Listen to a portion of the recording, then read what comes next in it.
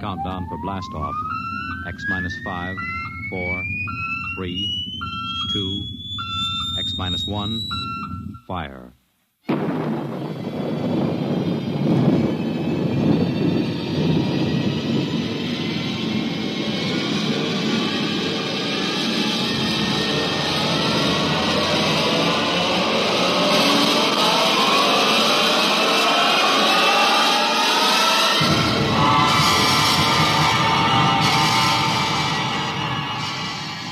From the far horizons of the unknown come transcribed tales of new dimensions in time and space. These are stories of the future, adventures in which you'll live in 1,000,000 could-be years on 1,000 maybe worlds. The National Broadcasting Company, in cooperation with Street and Smith, publishers of astounding science fiction, presents X minus 1.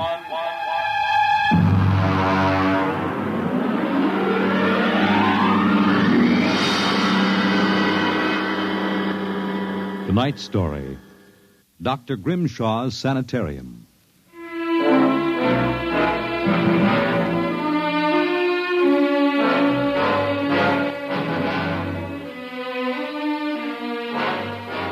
What you will hear in the next half hour represents either a magnificent hoax or the true explanation of the famous Grimshaw Sanitarium scandal which made the headlines back in 1947. The manuscript upon which this account is based was removed by the New York State Police from a fountain pen cover found in the doorway to Dr. Grimshaw's study. We offer this manuscript as evidence only. Whether it is authentic or not, you must judge for yourselves. My name is John Dougherty. I'm a graduate of Hamilton College, class of 34, a member of Theta Alpha.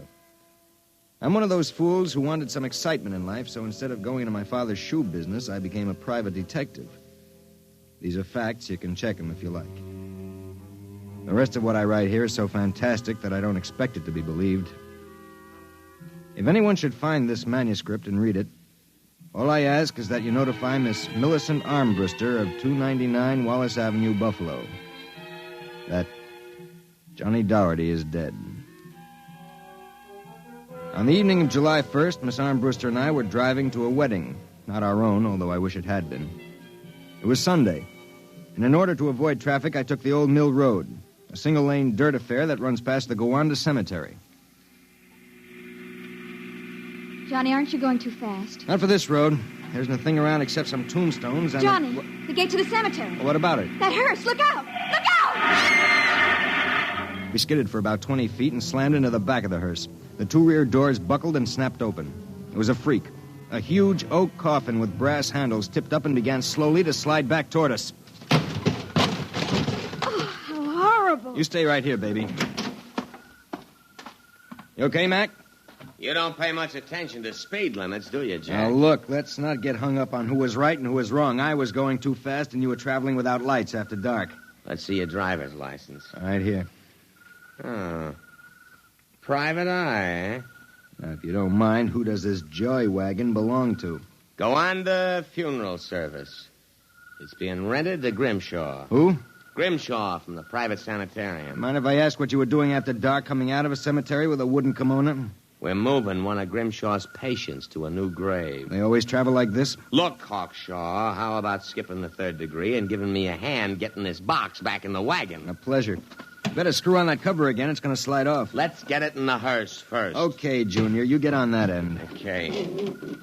You ready? Yeah, lift. Just slide it. Oh, brother, who's in there, King Kong? Look out for the cover. I told you that would happen.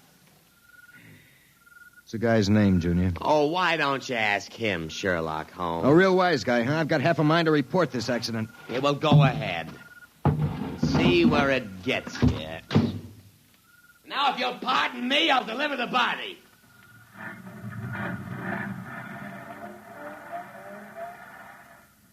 Everything all right, Johnny? I thought so until a few seconds ago.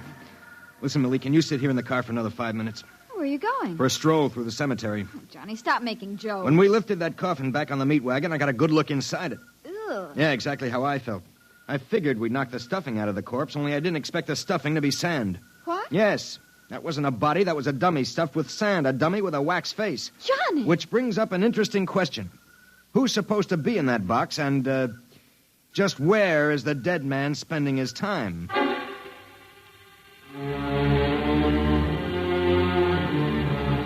Sometimes in my business, when things drop off, you have to go out and, dig up new clients.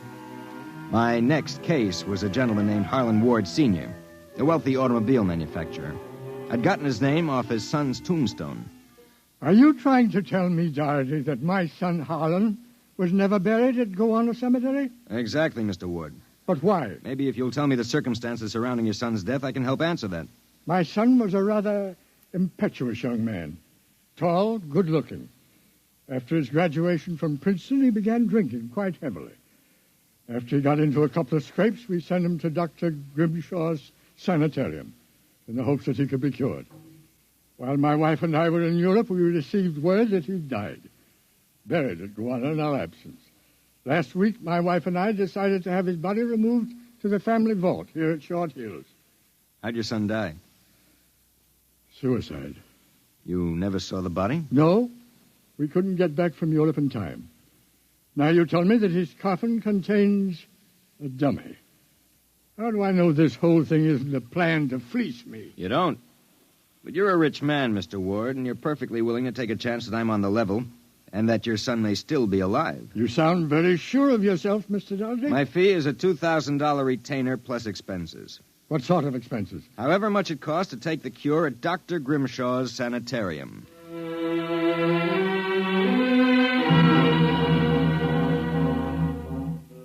Dr. Grimshaw's Sanitarium was just outside Gowanna. Most of the cases were nervous breakdowns and alcoholics. I committed myself as a dipso, and just to make it convincing, I stopped at 5 or 6 bars on the way over. I was interviewed by Grimshaw himself, a small man with a fringe of white hair. You understand, Mr. Doherty. That's not my real name, of course, social reasons. We understand. Our paid clientele is very select, and our rates are very high. You'll be paid in cash and in advance, Dr. Grimshaw. How long does a cure usually take? That, of course, depends on the degree of alcoholism. This is my assistant, Dr. Boyner. How do you do? How do you do? We are accepting Mr. Doherty as a patient. Better place him in the ward with Mr. K and Mr. Keiki. Mr. K is a long-term patient, Mr. Doherty, a highly intelligent man, formerly a professor of plant pathology. Mr. Keiki suffers mild delusions. I think you'll find him rather amusing.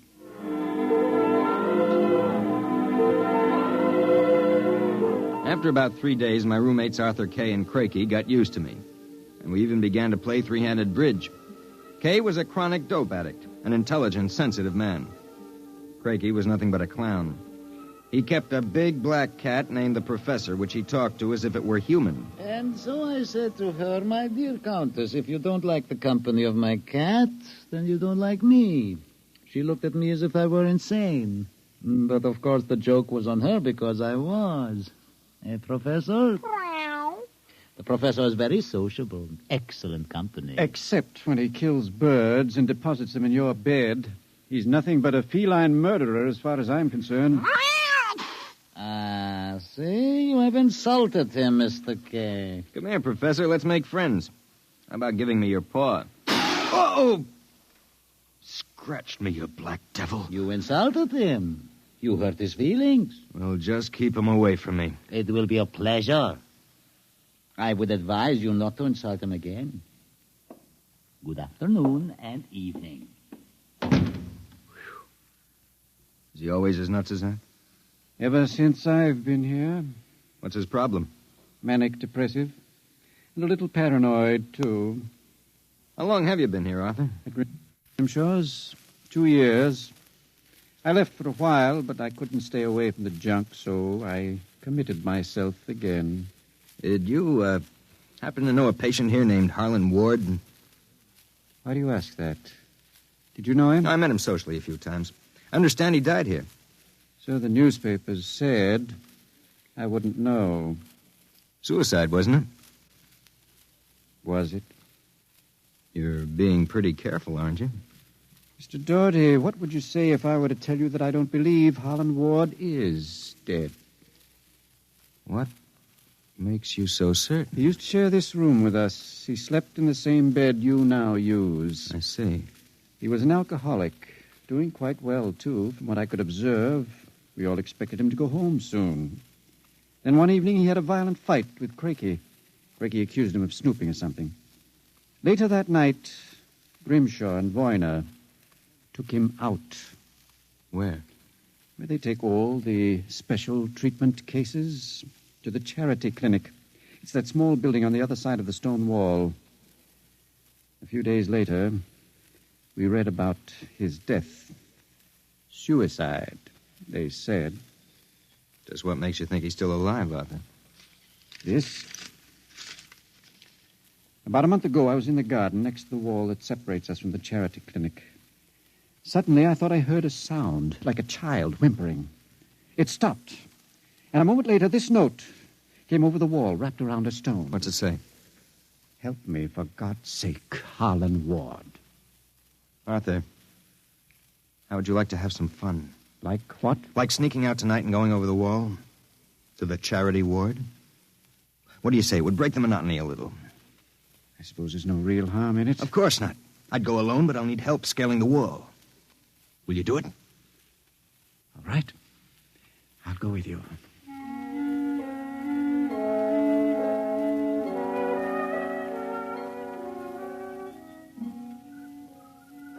Up. All clear.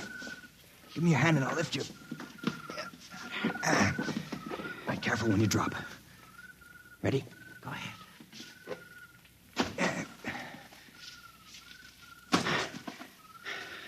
There's a charity building over there, the one with the lights in the basement window. Come on. Let's crawl over. Maybe we can see something.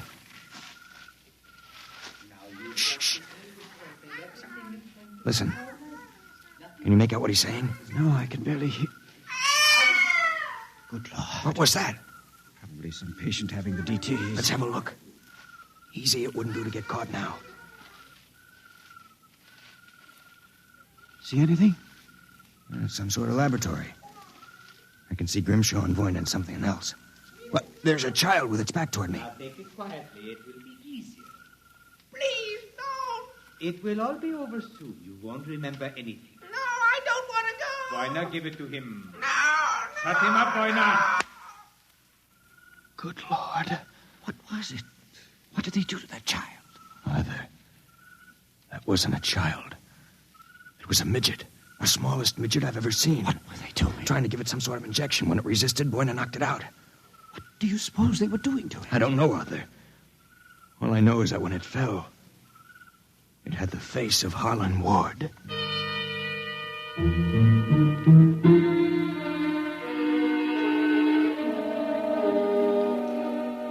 All the way back to our room, my brain was working like some frantic pinball machine. Only the score somehow wouldn't add up. The pieces were there, all right. A crazy old doctor, a brutal assistant, a private sanitarium, and a midget with a dead man's face. I thought that when I got back to our room, I'd have some time to think about it.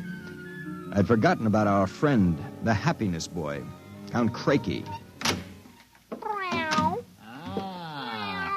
So, I've caught you. Fine, you've caught us. Now how about crawling back into the woodwork like a good little count? Where were you? Mink hunting. Arthur and I like to go mink hunting at night. You make fun of Count Crakey? I shall report you to Dr. Voyner. You'd better not if you know it's good for you. So, you threaten me? Me, Count Crakey? I shall scream for help. Help! Help! Did you hurt him? Just knocked him out. What do we do now? Put him to bed. Hope that when he wakes up in the morning, he's forgotten the whole thing. And if he hasn't? He's too crazy for them to take seriously anyway. Come on, let's get him back into bed.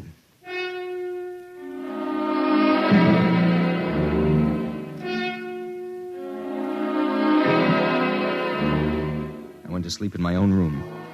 And the next thing I felt was the sharp jab of the hypodermic needle in my left arm. Hold it. It'll be useless to struggle, Mr. Doherty. In a moment, your motor nerves will be completely paralyzed. What's this about, Grimshaw? I might ask the same of you.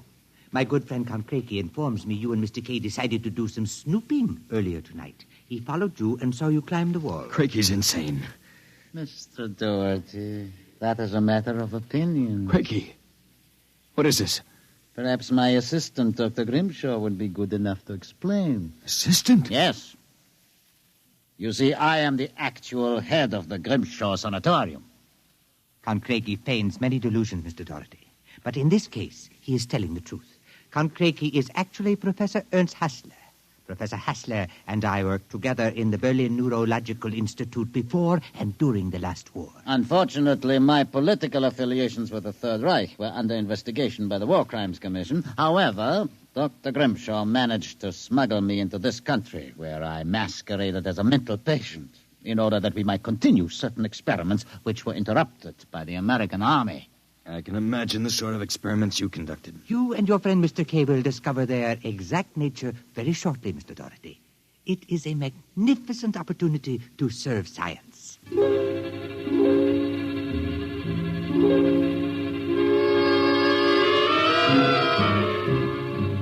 passed out. And the next thing I knew, I was coming to in a different room and hearing the voices of Voyna, Grimshaw, and Craigie, as if from a great distance. Pituitrin. Pituitary. 4 cc's. 4 cc's. How are the measurements? Reducing rapidly. We'll operate at once. Have Voyna start the anesthesia. Very well, Doctor. Come in.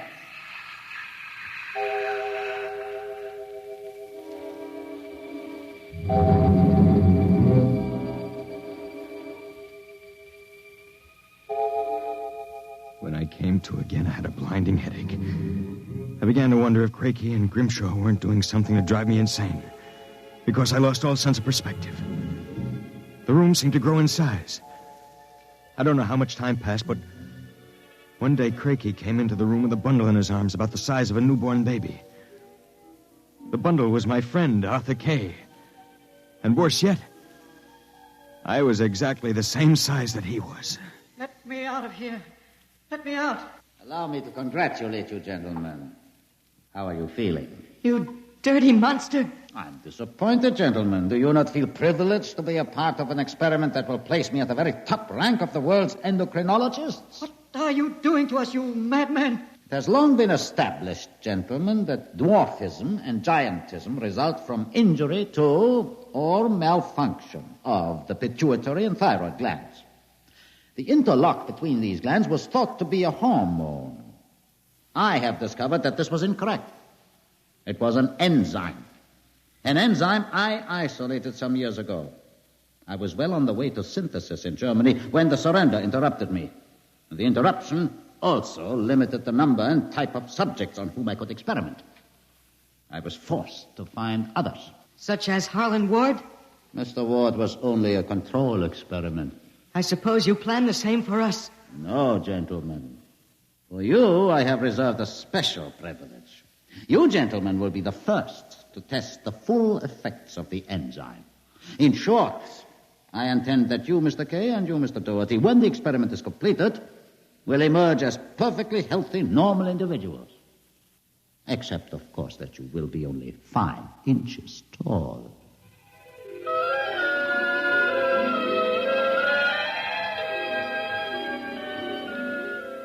The days and nights that followed were a living nightmare. A nightmare from which Arthur and I awoke for brief periods to find ourselves in a strange new world. A huge, frightening world where everything seemed enlarged 100 times. When we finally emerged, we found ourselves imprisoned in a tiny mouse cage. Judging by the relative size of things, we could not have been more than 5 inches tall. Now we realized the experiment was at an end. That from now on, it was either escape or be destroyed. How's it coming, Arthur? Another moment. I think I'll have this lock worked loose.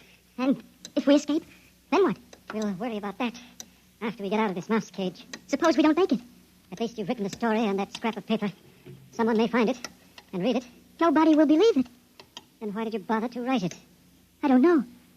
I suppose I want the world to know what happened to me. That does it. Help me push the door open. Now what? The first job is getting down to the floor. I think we can make it by sliding down the telephone cord. Are you game? Go ahead. I'm right behind you. Easy now. Look out! That does it. Now, if we can figure out a way to get out of the room, well, that should be... Uh-oh. Listen. Somebody's coming. It must be Craigie. We've got to hide. Here. The grate in the fireplace. He'll kill us if he finds us. Stay quiet. Well, my friends, Time for feeding. I trust that you... So, you have managed to break out. It won't do, you know. There is no way you could have gotten out of the room with the door and window locked. I know you are in here. I would advise you to save yourselves trouble and give up. Very well, my tiny friends. If you prefer to play the game of cat and mouse, then I shall be happy to furnish the cat. There is no way you can get out. What now? He's gone for the cat. If that monster ever gets in here, we're goners. There must be... Wait a minute. What? You see that thin strand of wire running along the molding? What about it? It's the automatic fire alarm. When the alarm is tripped by a fire or short circuit, all the locks are sprung so that the patients can escape from their rooms. If I can short that wire before Craigie lets the cat into the building, let's go. There's a tiny sliver of steel from the cage on the floor. I'll work with that. You keep an ear to the door. Go ahead. This insulation is tough as rawhide. Christ, this stuff. Hurry up, Arthur, for God's sake. There it is. Stand away. I'm going to short it. Ready? Okay. We made it. There goes the door. Let's make a run for it down the hall. If we can get to the garden, we've got a chance. I smell smoke. The short may have actually started a fire. Come on. Wait a minute. I have to go back. The manuscript. Don't be a fool. There's no time. Come on. You go ahead. I'll catch up. Hurry up. I'll wait in the hall. Only a second. I've got it. Come on. There's nothing to stop us now. Arthur? Where are you? It's funny. Arthur? Arthur? Arthur, what's happened to you?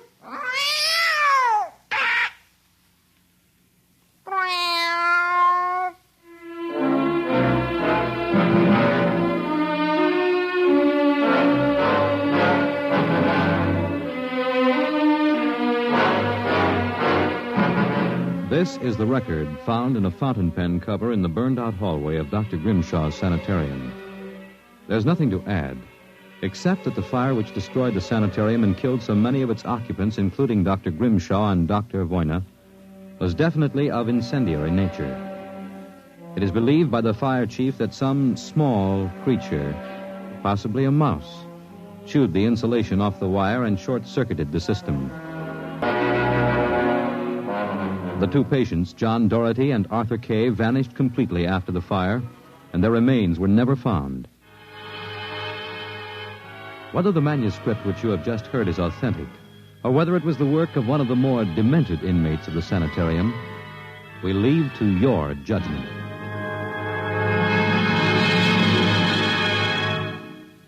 You have just heard X-1, presented by the National Broadcasting Company in cooperation with Street and Smith, publishers of astounding science fiction. Your announcer, Fred Collins. X-1 was directed by Fred Way and is an NBC Radio Network production.